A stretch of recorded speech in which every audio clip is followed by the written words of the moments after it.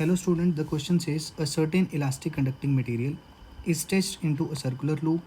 It is placed with its plane perpendicular to a uniform magnetic field 0.8 Tesla. When released, the radius of the loop starts shrinking at a constant rate of 2 cm per second. The induced EMF of the loop at an instant when the radius of the loop is 10 cm.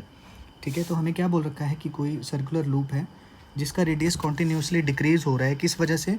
क्योंकि हमने उसको magnetic field के अंदर रखा है, उस पर force लग रही होगी.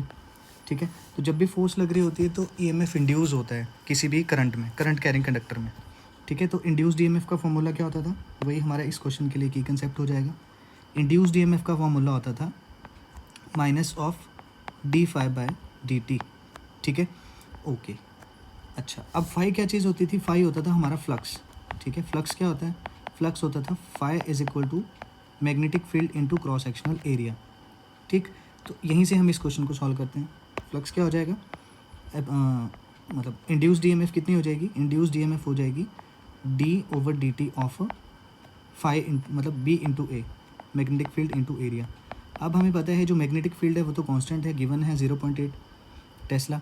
तो हम मैग्नेटिक फील्ड को ले लेते हैं और डिफरेंशिएशन कर देते हैं एरिया की. ठीक है, अब एरिया कितना होता है? जैसे कि बोल रखा है क्वेश्चन में सर्कुलर लूप है, तो सर्कल का एरिया कितना होता है? पाई आर स्क्वायर. ठीक है, वैल्यू पुट कर देते हैं. तो इंड्यूस्ड ईएमएफ कितनी हो जाएगी? Induced EMF will be magnetic field constant, pi भी कांस्टेंट है, डी ओवर डिफरेंशिएशन करनी होगी हमें आर स्क्वायर की. ठीक है, with respect to D R. ठीक है, अगर इसको सॉल्व करेंगे तो कितना आ जाएगा? बी पाई और आर की हो जाएगी 2r D R over D T. अब ये सारी वैल्यूज़ हमें गिवन है.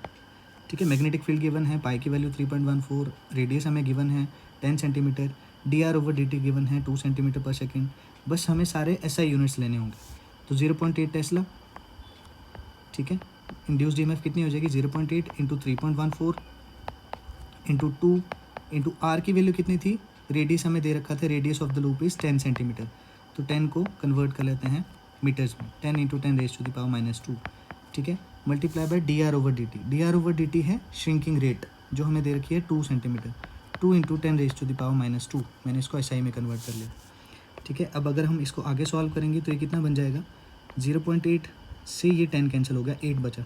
8 इंटू 2 इंटू 2, 8 2 ज़ा 16, 2 ज़ा 32, 32 into 3.14 into 10 raise to the power -4. ये आएगा 32 इंटू 3.14. अप्रॉक्सीमेटली इसको हम 100 मान लेते हैं. 100 into 10 raise to the power -4. ठीक है, तो इंड्यूस्ड ईएमएफ कितनी हो जाएगी? 10 into 10 raise to the power -3. मैंने -3 क्यों लिया? क्योंकि क्वेश्चन में हमें मिली वोल्ट में दे रखा है. ठीक है, तो ये कितना बन जाएगा? 10 मिली वोल्ट. तो इस क्वेश्चन का आंसर कितना हुआ? 10.